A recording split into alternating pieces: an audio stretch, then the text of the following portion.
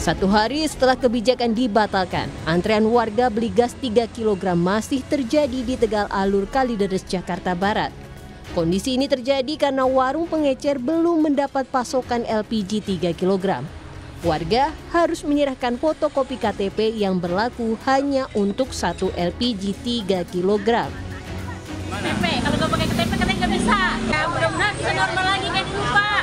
Dan kayak gini susah nyarinya Pak, muter-muter banget. Dapatnya di mana? Ini baru ini nih dapat sudah 3 hari dari hari Sabtu, Minggu, Senin, Selasa, Rabu.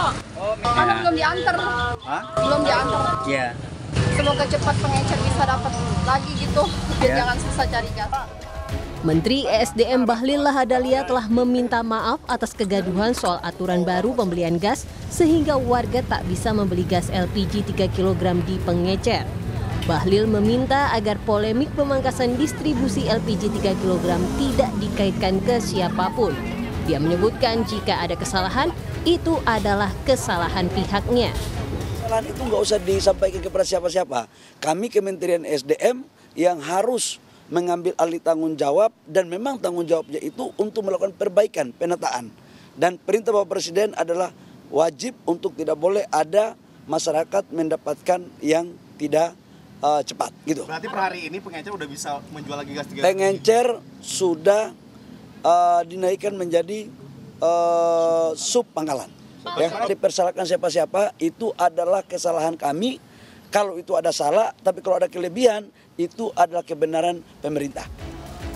Sementara Wakil Ketua DPR yang juga Ketua Harian DPP Gerindra Sufmi Dasko bilang tidak tahu apakah aturan penjualan gas LPG ini sudah dikomunikasikan Bahlil kepada Presiden Prabowo sebelumnya atau tidak. Namun Dasko bilang Presiden Prabowo bisa mengambil keputusan terhadap kebijakan yang menimbulkan polemik di masyarakat. Dasko menilai aturan penjualan baru gas LPG sangat mendadak sehingga tidak terkonfirmasi ke warga.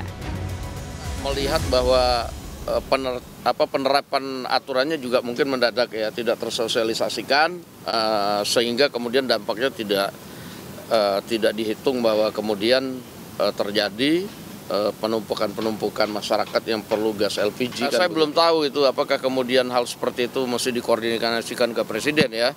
Tapi kebijakan-kebijakan di kementerian itu biasanya kan bisa berjalan sendiri-sendiri. Tapi kemudian apabila menimbulkan dampak seperti ini ya Presiden wajib turun tangan. Presiden Prabowo membatalkan aturan larangan penjualan gas LPG 3 kg di pengecer 3 hari setelah Menteri ESDM Bahlil Lahadalia menerapkannya. Ketua DPP Gerindra Sufmi Dasko Ahmad bahkan menyebut kebijakan ini bukan berasal dari Presiden Prabowo. Saat ini pemerintah kembali menerapkan aturan penjualan gas LPG 3 kg kepada pengecer sambil menunggu proses perizinan penjualan sebagian sub pangkalan. Tim Liputan Kompas TV.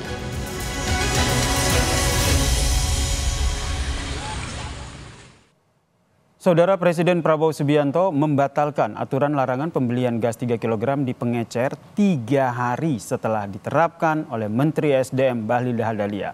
Pembatalan ini justru disampaikan oleh Ketua Harian Gerindra Sufmi Dasko Ahmad. Dasko juga menegaskan bahwa kebijakan larangan penjualan LPG 3 kg bukan dari Presiden.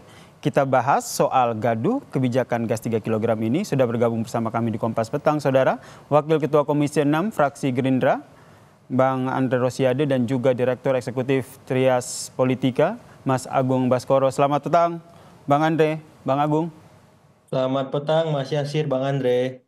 Ya, selamat petang Mas Agung, Mas Yasir. Ya, saya ke Bang Andre dulu. Bang Andre, ini Ya. apakah kebijakan ini murni atas inisiatif Menteri atau memang sebenarnya sebelumnya itu sudah ada komunikasi begitu dengan Presiden? Ya, kalau mendengarkan keterangan Pak Menteri maupun Bang Dasko ya kan jelas ini kebijakan yang diambil oleh Menteri SDM. Ya, dan kebijakan sudah diambil, lalu ternyata ada kegaduhan, Presiden memperhatikan masukan rakyat lalu langsung dievaluasi. Kan itu yang terjadi. Berarti memang ini tanpa pengetahuan Presiden begitu? Ya, sesuai keterangan Menteri SDM dan Pak Dasko kan sama, bahwa ini kebijakan diambil oleh Menteri, Presiden tidak diberitahu, lalu muncullah protes di sana sini, lalu Presiden mengambil kebijakan untuk memerintahkan Menteri SDM segera mengembalikan agar pengecer bisa menjual kembali LPG 3 kilo. Berarti Bang Andre, berarti ini bisa dikatakan tidak ada komunikasi begitu, karena kalau sebuah kebijakan itu mau disampaikan kan butuh analisa, persiapan sebelumnya. Berarti sebelumnya tidak ada komunikasi begitu antara Presiden dan Menteri? Gini, Mas. Kalau kan tidak semua dilaporkan ke Presiden, itu yang pertama. Yang kedua, saya membaca surat menyurat antara Menteri SDM dan pihak Kementerian SDM dengan Pertamina itu kan sudah dimulai rencananya bahwa Pertamina sudah mencoba melakukan sosialisasi sesuai dengan permintaan Kementerian SDM. Bagaimana mengajak pengecer itu naik kelas menjadi pangkalan. Ternyata dari 330.000 ya pengecer itu yang mau naik pangkalan hanya 1.500 pengecer, di mana 300 sudah menjadi pangkalan, 1.200 on proses. Itu yang terjadi. Tapi pemerintah melalui Menteri SDM memutuskan 1 Februari harus pangkalan. Ternyata masyarakat kaget karena mungkin sosialisasinya belum maksimal, sehingga menyebabkan masyarakat kaget. Yang biasanya beli LPG 3 kilo 10 meter, 20 meter, atau 50 meter paling jauh dari rumah harus beli mencari 500 meter atau 1 kilometer dari rumah. Dan ternyata pun di pangkalan itu ngantrinya luar biasa. Bahkan sejak habis ngantri barangnya habis. Nah ini kan itu yang saya sampaikan kepada teman-teman Pertamina, karena saya di Komisi 6, mitra saya sampaikan sudah jelas kebijakan seperti itu. Seharusnya Anda melakukan extra dropping ke pangkalan-pangkalan. Kalau pengecer nggak boleh, otomatis orang datang ke pangkalan. Nah pangkalan harus Anda lakukan extra dropping. Nah itu yang saya protes waktu itu ke Pertamina. Berarti memang belum ada komunikasi begitu ya antara Presiden dan juga. Meskipun tujuannya baik, mungkin karena kurang sosialisasi. Kan tujuan awalnya sebenarnya baik ya. Ya kan, untuk memastikan konsumen mendapatkan harga murah sesuai dengan HIT. Tapi mungkin tata caranya dan sosialisasi kurang tepat, akhirnya menimbulkan keramaian. Sehingga akhirnya dibatalkan oleh Presiden Prabowo Subianto walaupun baru 3 hari ya. Saya ke Mas Agung dulu. Ini Anda melihatnya seperti apa komunikasi antara Presiden dan juga menterinya? Ya, tapi Presiden mendengarkan itu langsung merespon dengan cepat. Melalui ketua harian kami, Pak Dasko, yang juga wakil ketua DPR, langsung menyampaikan. Dan alhamdulillah, sejak kemarin kita bisa lihat situasi sudah kembali normal, pengecer sudah bisa berjualan LPG 3 kilo dan juga tidak ada antrian karena ada. Kami tangkap ya yang dimaksudkan oleh Bang Andre. Saya kasih kesempatan ke Mas Agung. Mas Agung melihatnya seperti apa nih komunikasi antara Menteri dan juga Presidennya terkait dengan kebijakan ini? Ya, pertama harus dievaluasi total ya Mas Yasir ya. Karena memang kebijakan ini memberikan kegaduhan yang luar biasa, bahkan menimbulkan korban jiwa. Tadi pagi tambah 1 orang lagi, korbannya jadi 2. Jadi evaluasi total untuk seluruh menteri, karena ini udah 2 kali presidennya terjadi. Pertama di PPN yang tidak jadi naik 12%, kemudian soal gas LPG 3 kg. Jadi saya kira semua menteri harus di-retreat kembali nih. Ya supaya tidak offside, tidak melakukan blunder-blunder komunikasi publik yang eksesnya luar biasa. Karena kita tahu ini kan ya hajat hidup orang banyak ya. Jadi pertama itu, karena saya tidak ingin juga Pak Prabowo menjadi damkar terus.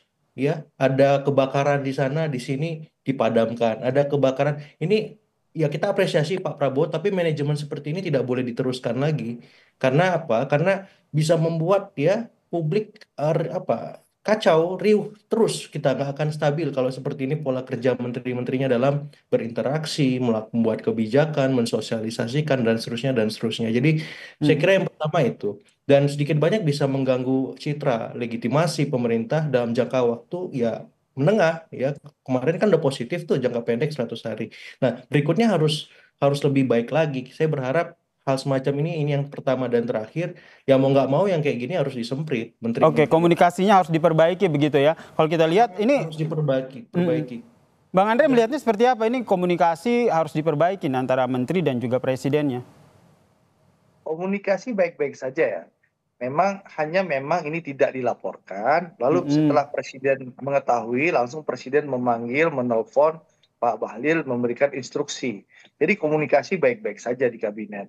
Cuma Tapi tidak memang ini dilaporkan kebijakan di awal begitu yang ya oleh Menteri Bahlil ya. Jadi Yasin, jangan digiring opini dulu. Ini komunikasi Baik. baik-baik saja, hanya memang Pak Bahlil tidak melaporkan, lalu mengambil kebijakan, lalu kebijakannya menimbulkan kegaduhan, Presiden mendapatkan aspirasi dari masyarakat, tentu Presiden mengambil kebijakan cepat. Ya, karena sekali lagi pemerintah Pak Prabowo ini apapun kebijakannya tujuannya baik untuk rakyat. Sebenarnya awalnya kan tujuan Pak Bahlil ini baik, tapi memang kurang tepat, sosialisasinya kurang maksimal, lalu juga belum siap instrumennya, tapi sudah dilaksanakan. Tujuan baik dengan cara yang kurang tepat tentu menimbulkan kegaduhan. Nah, pemerintah langsung, Pak Presiden langsung mengambil kebijakan setelah mengetahui itu, langsung memerintahkan kembalikan ke seperti awal. Mendengar suara rakyat sehingga akhirnya mengambil kebijakan itu ya, Mas Andre ya. Pengecer-pengecer ini akan dibantu untuk menjadi sub-sub pangkalan. Seperti itu. Saya ke Mas Agung. Mas Agung, ini kalau kita lihat komunikasinya baik kata Bang Andre. Tapi kalau kita lihat ini kan sebenarnya ada beberapa kebijakan yang seharusnya memang bisa diambil tanpa sepengetahuan Presiden atau harus dikomunikasikan dulu. Menurut Anda pola komunikasi seperti apa yang harus dilakukan ataupun dijalin antara Presiden dan juga menterinya sehingga hal ini tidak terjadi lagi? Iya, saya kira kan ini bisa meniru sebenarnya apa yang dilakukan di pemerintahan Pak Prabowo lewat MBG ya, makan bergizi gratis. Itu kan ketika masa kampanye dicetuskan, itu kan ada waktu hampir 1 tahun, kemudian ada simulasinya di beberapa tempat 6 bulan secara efektif saya lihat gitu. Nah, saya kira kebijakan-kebijakan yang luas macam ini tiru aja MBG, semua menteri. Itu yang paling sederhana, kita nggak usah ngomong tentang success story Pak Yusuf Kala mengkonversi dari minyak tanah ke gas. Terlalu jauh kan. Tapi yang paling dekat MBG ini direplikasi ke semua menteri ketika membuat kebijakan yang menyangkut perut masyarakat, ya itu hajat hidup orang banyak, jangan main-main pokoknya. Ya, karena kalau seperti ini terus bahaya kita. Ya bisa nggak stabil, bisa ricuh, bisa kacau di mana-mana gitu. Jadi kalau belum siap ya udah bertahap dulu, misalkan di Jakarta dulu misalkan, atau di mana yang minimalis. Karena Pak JK waktu itu mensimulasikan konversi minyak tanah ke gas itu yang paling sederhana, dia studi banding dulu ke Cina. Tapi kalau kita lihat Mas Agung ini kan sebenarnya jadi citra bagus untuk Prabowo karena mendengar aspirasi rakyat kemudian akhirnya membatalkan kebijakan tersebut. Betul. Tapi pola semacam ini nggak bisa dibiarkan terus, Mas, gitu. Karena apa? Kalau misalkan modelnya kayak tadi saya bilang kayak damkar, ada api dipadamkan, ada api. Kalau terus seperti itu berarti ini ada miskendali dari Pak Prabowo terhadap menteri-menterinya. Karena blundernya luar biasa ini. Nah, saya kira ke depan ini jadi evaluasi besar. Menteri-menteri harus ditertibkan. Kalau sudah menyangkut hajat hidup orang banyak, komunikasi ke Presiden. Ya, nggak boleh kasus Pak Bahlil ini terjadi lagi. Harus tegas, harus keras. Gitu, karena kalau ini dibiarkan reputasi, citra, approval rating dan seterusnya itu dampaknya panjang buat Pak Prabowo sendiri. Bahkan kalau nggak bisa berubah ya di reshuffle, gitu aja tegas. Karena Pak Prabowo nggak boleh terbebani dengan siapapun. Ini bagus, positif semuanya, harus dilanjutkan bahkan harus lebih baik kan, seperti itu. Jadi yang membuat beban macam-macam di reshuffle kalau saya sesederhana itu, karena kan ini apa ya presidennya luar biasa, Mas.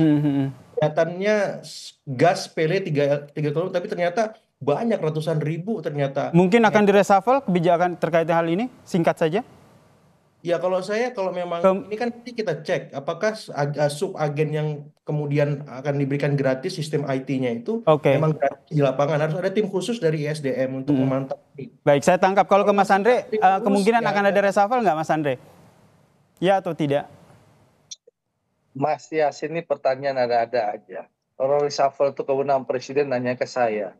Gitu. Kemungkinannya seperti apa? Kan kita membaca peluang. Jadi gini, Mas. Membaca dari apa yang disampaikan oleh Mas Agung ini, Mas Andre. Mas Yasin, ini Kompas kebiasaan memframing aja. Sedikit mau reshuffle, sedikit begini. Jadi gini, yang jelas begini. Kebijakan pemerintah Prabowo akan selalu berpihak kepada masyarakat. Ya, betul. Kami tangkap. Prabowo akan selalu mendengarkan aspirasi masyarakat. Dan itu sudah dibuktikan. Ada komplain dari masyarakat, pemerintah langsung melakukan evaluasi. Yang jelas ke depan tentu ya kita akan berharap para menteri akan lebih berhati-hati dan seperti tadi dimasukkan Mas Agung bahwa hal-hal yang menyangkut kepentingan rakyat banyak tentu wajib menteri mengkonsultasikan kepada Presiden. Karena Baik. bagaimanapun juga yang mendapatkan mandat dari rakyat itu namanya Presiden Prabowo, Oke. bukan menterinya. Kami Jadi tangkap tentu Bang Andre, sekali lagi masukan, perspektifnya ini hubungan presiden dan juga menterinya tentu akan kondisinya menjadi- baik-baik saja berarti ya, terkait Ya, dengan jadi- kebijakan yang diambil ini. Ya, Baik, terima kasih waktunya jadi sekali lagi, Bang Andre. Ini sekali lagi tentu segala Baik. masukan, segala kritik tentu akan menjadi Baik. vitamin bagi pemerintah dan tentu kita akan memperbaiki ke depannya. Oke, Tapi baik, jelas, kami tangkap. Terima Presiden kasih Bang Andre Prabowo Rosiade, akan Wakil selalu Komisi mengambil 6 DPR dari kebijakan fraksi yang berpihak kepada Gerindra. rakyat. Seperti itu. Baik, terima kasih Bang Andre dan juga Agung Baskoro Ya, telah bergabung terima bersama kasih. kami di Kompas Petang. Salam sehat semuanya. Sehat semuanya, Mas.